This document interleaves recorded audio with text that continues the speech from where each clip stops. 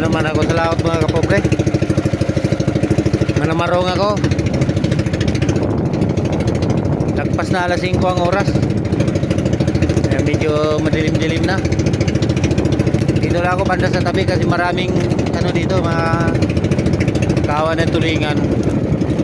Baka nandito rin yung tamarong kasi yun din ang kinakain nila. Kaya dito lang ako sa tabi.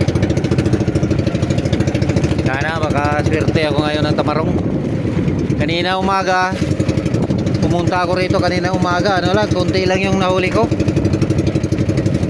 2 kilo kalahati lang.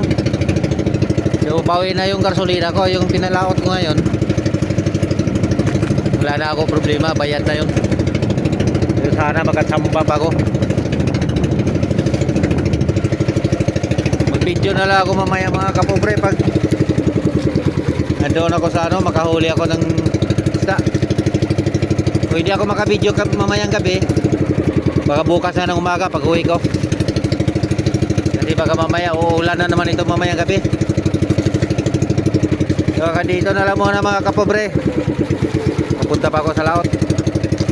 Dito pa ako sa tabi. Dito pa ako malapit. Thank you for watching.